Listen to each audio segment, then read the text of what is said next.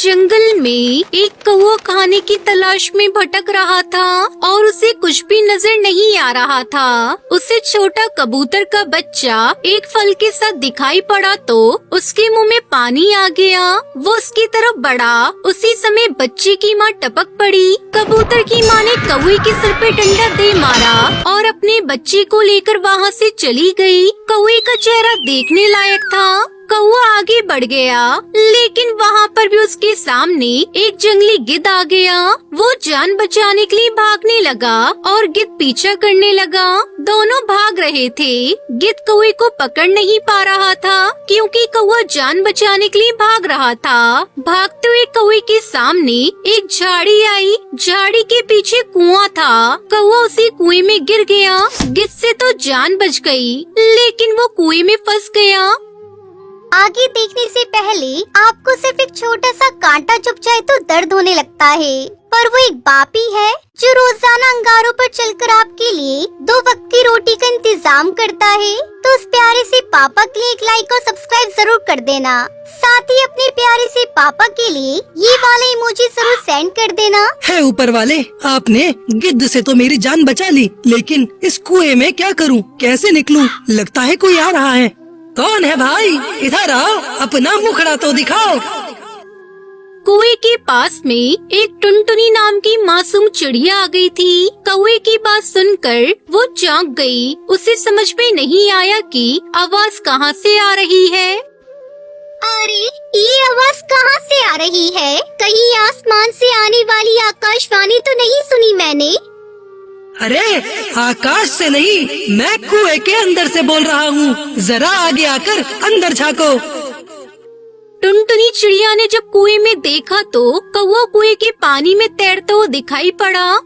अरे कौवे राजा, यहाँ क्या कर रहे हो? चालाक कौवे ने अपने दिमाग का घोड़ा दौड़ाया और उत्तर दिया, अरे यार, दोहरा फायदा उठा रहा हूँ। देखो, गोते लगा रहा हूँ, मीठा पानी पिया और पानी में ही तैरने का मौका दे दिया। सारी गर्मी छूमंतर हो गई। बड़ा आनंद मिल रहा है। आओ, आनंद उठाओ, ठंडा मीठा पानी पियो और गोते लगाओ। मैं तो यहाँ अकेला हूँ, लेकिन एक से भले 2 होते हैं। कौवे की चालाकी से भरी बातें असर कर गईं और टुनटुनी चिड़िया के मन में कुएं में कूदने की इच्छा जाग गई। बस फिर क्या था, उसने आगे पीछे कुछ सोचा नहीं और कुएं में झट से छलांग लगा दी। टुनटुनी चिड़िया ने पानी पिया और गोता भी लगाया, लेकिन कुछ देर के बाद उसका मन कुएं से बाहर आने का करने लगा। अरे कौवे राजा, अब तो बाहर जाना चाहिए। कैसे निकला जाए? मुझे भूख भी लगी है। बहन टुनटुनी, चिंता क्यों करते हो? सारा इंतजाम हो जाएगा। रहा सवाल तुम्हारी भूख का, उसका भी इंतजाम कर देता हूँ। वो कैसे? टुनटुनी बहन, तुम पंजों से कुएं की दीवार पर खड़ी हो जाओ। मैं तुम्हारे ऊपर खड़े होकर अपने पर सुखा लूंगा। कुएं से बाहर निकल जाऊंगा और तुम्हारे लिए ताजे ताजे फल लेकर आऊंगा। उसके साथ साथ अपने घर से एक सीढ़ी लाकर तुम्हें बाहर निकालने का मार्ग भी बनाऊंगा। उसके बाद बाहर चलकर हम अपनी दोस्ती को आगे बढ़ाएंगे, मौज मस्ती और आनंद उठाएंगे। ये तो बड़ा अच्छा विचार है। जल्दी लौट कर आना, मैं तुम्हारा इंतजार करूंगी। हाँ, आगे आगे देखना होता है क्या। टुनटुनी चिड़िया कुएं की दीवार के सहारे खड़ी हो गई। कौवा उसकी पीठ पर चढ़ते हुए कूदकर कुएं से बाहर निकल गया। जल्दी आना कौवे भाई। आना? कैसा आना? अब तो भाई ना। अरे क्या कह रही हो? मुझे धोखा दे रही हो? मैंने बहुत बड़ी गलती कर दी जो तुम्हारी बातों में आ गई। अब मैं क्या करूं? ये तो पहले सोचना चाहिए था। मैं तो चला अब। टुनटुनी बेचारी कुएं से आवाज लगाती है, कोई मुझे बचाओ, मैं यहाँ कुएं में फंस गई हूँ। कोई है? कोई मेरी आवाज सुन रहा है? मुझे बचाओ। कई घंटे बाद वहाँ से तोताराम गुजर रहा था। कपड़े वाला, सर्दी से बचने के लिए गर्म कपड़े ले लो, कपड़े ले लो, कपड़े वाला। अरे कपड़े वाले भैया, मुझे बाहर निकालो, मैं यहाँ कुएं में गिर गई हूँ। तोताराम ने आवाज सुनी और कुएं के पास जाकर देखा। अरे टुनटुनी, तुम यहाँ कुएं में कैसे गिर गई? गिरी नहीं, गिराई गई हूँ। पहले मुझे बाहर निकालो। कालो, फिर सारी कहानी बताती हूँ। तोताराम ने अपने गर्म कपड़ों से एक लंबी रस्सी बनाई और टुनटुनी चिड़िया को कुएं से बाहर निकाला। टुनटुनी ने तोताराम को सारी कहानी बताई। फिर दोनों सीधा जंगल की पुलिस के पास गए और दुष्ट कौवे की शिकायत लिखवाई। जंगल पुलिस सीधा कौवे को पकड़ने जंगल आई और उसे पकड़कर सीधा जेल में डाल दिया। इस तरह कालू कौवे को उसके किए की सजा भी मिल गई और टुनटुनी चिड़िया खुशी खुशी अपने घर चली गई। तो दोस्तों, हमें इस कहानी से सीखने को मिलता है कि कैसे दुष्ट कौवा चालाकी दिखाकर खतरे से बाहर निकल गया, लेकिन बिना विचार किए टुनटुनी चिड़िया ने जो निर्णय लिया उसका नतीजा बुरा ही निकला।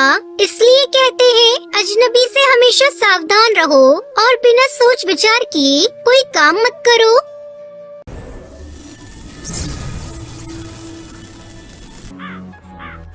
एक दिन जंगल में हंगामा हो जाता है। चारों तरफ आग की तरह ये खबर फैल जाती है कि बरसों पहले जिस नागिन को इंसान पकड़कर ले गए थे वो अचानक आ गई है। इतने इंसानों के बीच रहकर तपस्या करते हुए वो नागिन अब इच्छाधारी नागिन बन गई है और वो जब चाहे तब अपनी इच्छा से किसी का भी रूप ले सकती है। ये सुनकर पूरे जंगल के पक्षी सरप्राइज हो जाते हैं। यहाँ तक कि पक्षियों की रानी टुनटुनी चिड़िया भी सरप्राइज हो जाती है और कहती है, क्या वो इच्छाधारी नागिन किसी का भी रूप ले सकती है? ऐसा कैसे हो सकता है?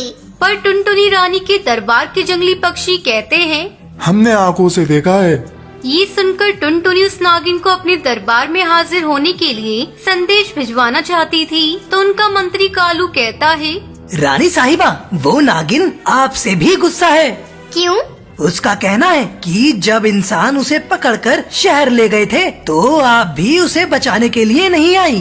तब तक आप लोग कमेंट में बताएं 25-3 कितने होते हैं। अरे तो क्या हम शहर में धावा बोल देते, वो भी इंसानों के बीच। अरे तुम्हें तो पता है हमारे सेनापति गिद्ध भले ही सबसे खतरनाक जानवर कहलाते हो, पर इंसान से ज्यादा खतरनाक और ताकतवर जानवर कोई भी नहीं है। हम इंसानों से कैसे पंगा ले सकते थे? ये बात तो उसे समझानी पड़ेगी महारानी जी। तो समझाओ और उसे हमारे सामने लेकर आओ। हम भी तो इच्छाधारी नागिन को देखने की हमारी इच्छा पूरी करें। और टुनटुनी महारानी के कहने पर कालू से बुलाने के लिए उसके बिल के सामने पहुंचता है। नागिन, ए नागिन। नागिन नहीं, इच्छाधारी नागिन बोल। अच्छा, इच्छाधारी नागिन, टुनटुनी रानी ने तुम्हें बुलाया है। क्यों? वो तुम्हें देखना चाहती हैं। अरे हटो हटो, इच्छाधारी नागिन की जय हो, जय हो। बोलो, क्या इच्छा है तुम्हारी? नागिन देवी, मेरी केला खाने की इच्छा है पर कहीं मिला ही नहीं। दूसरे बिल में हाथ डालो, केला मिल जाएगा। अरे ये क्या नाटक है? अरे नाटक नहीं, हकीकत है ये। इंसानों के बीच रहकर इंसानों से तपस्या सीखकर इच्छाधारी नागिन बन गई है। ये अपनी इच्छा से अपना रूप बदल सकती है और तो और हमारी इच्छा भी पूरी कर सकती है। बस चलो, तुम्हें टुनटुनी महारानी ने बुलाया है। नहीं आऊंगी। तुम्हें तो आना ही पड़ेगा, नहीं तो मैं तुम्हें उठा के ले जाऊंगा। नागिन, अपनी इच्छा से चील का रूप बदलकर इसे सबक सिखा दो। चील, हट जाओ। मुझे नागिन को टुनटुनी रानी के दरबार में लेकर जाना है। कालू, चील नहीं, नागिन। नागिन की चील के रूप से कालू मार खाकर टुनटुनी महारानी के सामने पहुंचने पर वो सब उसे बताता है तो टुनटुनी चिड़िया को यकीन नहीं आता। मुझे विश्वास नहीं हो रहा है। मुझे भी विश्वास नहीं हुआ था, मगर वो नागिन चील का रूप लेकर नागिन की ही आवाज में बात कर रही थी। चील नागिन की आवाज में बोल रहा था। काश ये सीन हम भी देख पाते।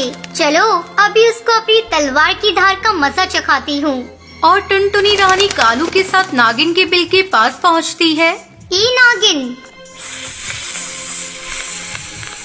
नागिन नहीं, इच्छाधारी नागिन। हाँ इच्छाधारी नागिन, बाहर निकल। अभी मैं तेरी सारी इच्छाएं पूरी करती हूँ। ले, किसका रूप ले सकती है? तू बाहर आती है या तोड़ दूं तेरा घर? अरे भागकर कहाँ जाएगी? मैं आसमान में चली जाऊंगी, तू तो ज्यादा ऊंचा उड़ नहीं पाएगा। तू भी कहाँ उड़ पाएगी? मैं इच्छाधारी नागिन हूँ, चील बनकर उड़ जाऊंगी। महारानी वो देखिए, वो तो चील का रूप लेकर पर्वत से ऊंचा उड़ गई। अब पकड़कर दिखा मुझे।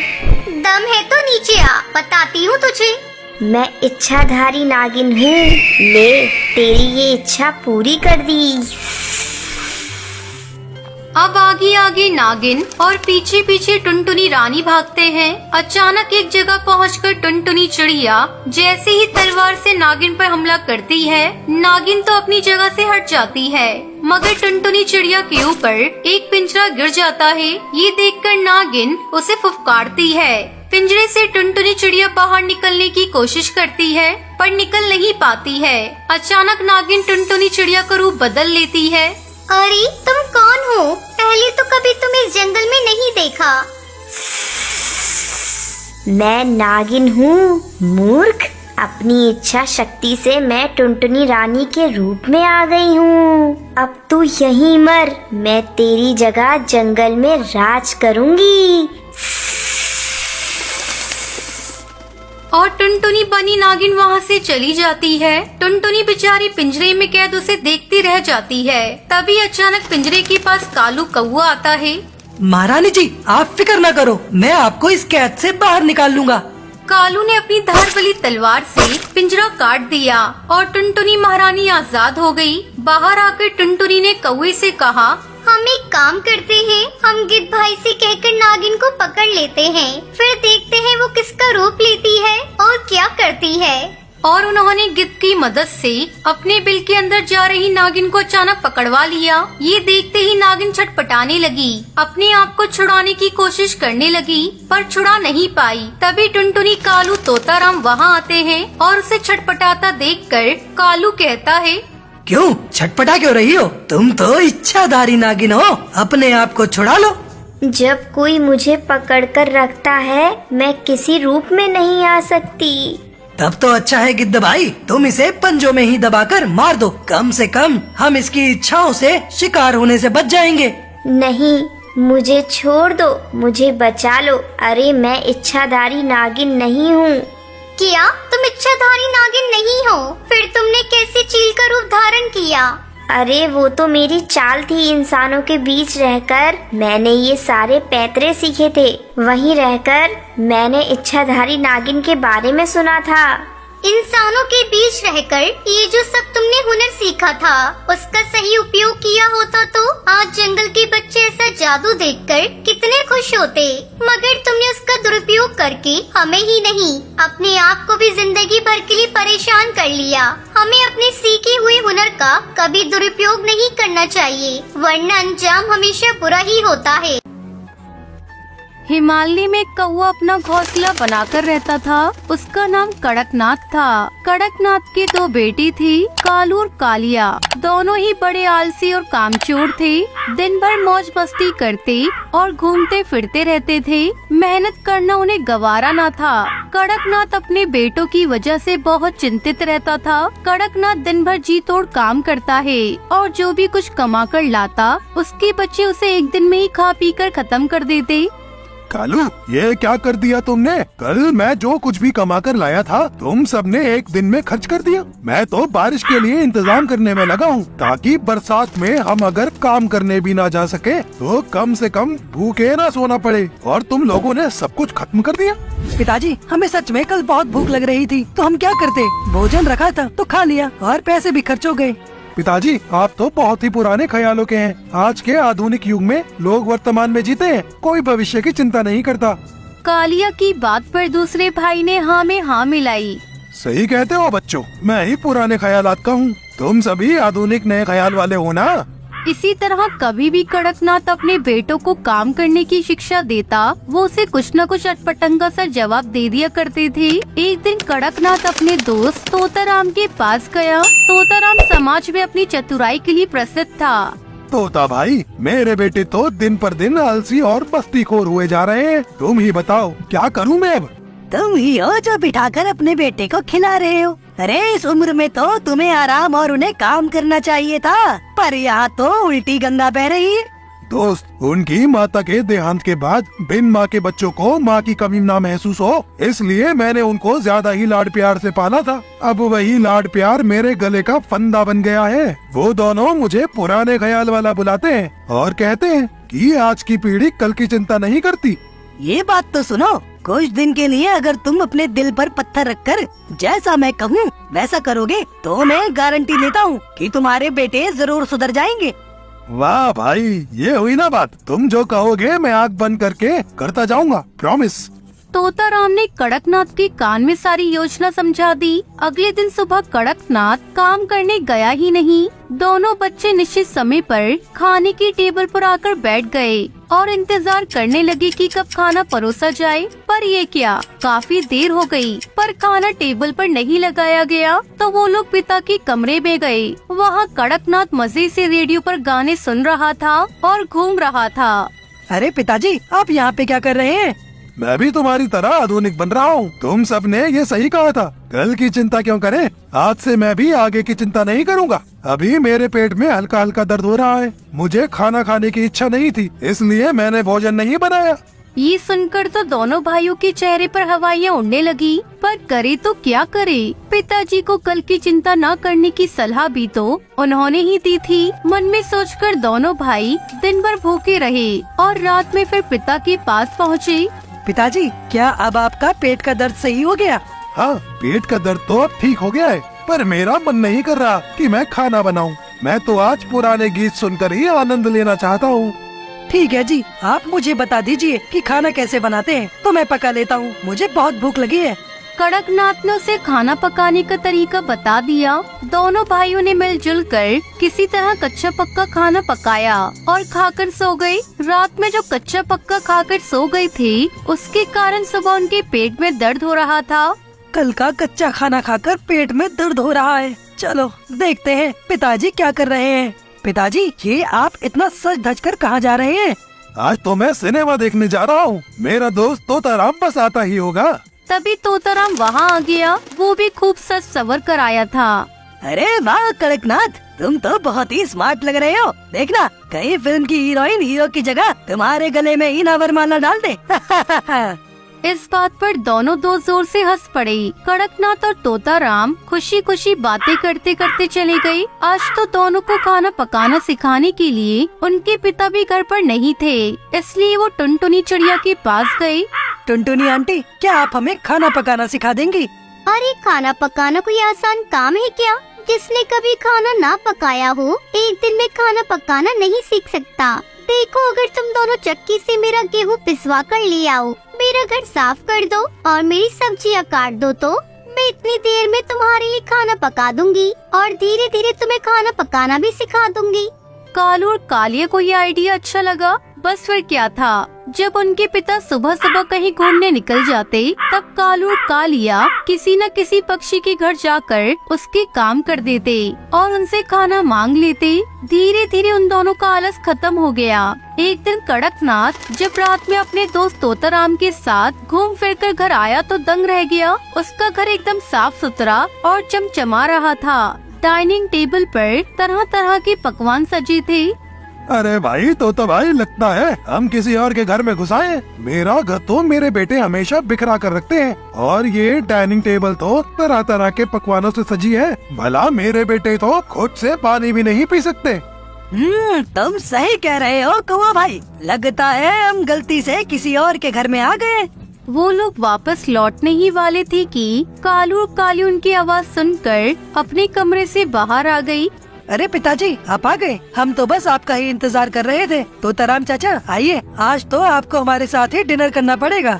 हाँ, खाकर बताइए कि हमने कैसा खाना बनाया है। कड़कनाथ की आंखों में खुशी की आंसू आ गई, पर तोताराम ने उसे इशारा किया कि अभी उनकी एक्टिंग जारी रहनी चाहिए। कड़कनाथ और तोताराम उन दोनों के साथ डिनर करने लगी। हर पकवान बहुत ही टेस्टी बना था। रोटियां तो रुमाल की तरह मुलायम थी। वाह, खाना तो बहुत ही स्वादिष्ट बना है। क्या वाकई तुम लोगों ने बनाया है? हाँ अंकल, टुनटुनी आंटी ने हमें ये सब खाना पकाना सिखाया है। और पिताजी, हमें एक अच्छी सी नौकरी भी मिल गई है। आज से आपको काम पर जाने की जरूरत नहीं है। आज से हम कमाएंगे और आप घर पे आराम करेंगे। क्यों, अब तुम लोग वर्तमान में नहीं जीना चाहते? जब मैं भविष्य की चिंता करता था तब तुमने मुझे गलत ठहराया, और जब मैं वर्तमान का आनंद ले रहा हूँ तो फिर तुम मुझे गलत ठहराना चाहते हो। इसीलिए ये सब स्वांग रचा है। अब तुम ये सब कहना चाहते हो कि मुझे भविष्य की चिंता करनी चाहिए। पिताजी, ऐसा मत कहिए। हम अपनी गलती पर शर्मिंदा हैं। आप ना तो कल गलत थे, ना ही आज गलत हैं। गलत तो सदा से ही हम थे, पर अब हम अपनी गलती सुधारना चाहते हैं। आज से भविष्य की चिंता हम करेंगे। अब आप वर्तमान का आनंद उठाइएगा। कड़कनाथ की आंखों में आंसू आ गई। अब वो सब खुशी खुशी साथ रहने लगे।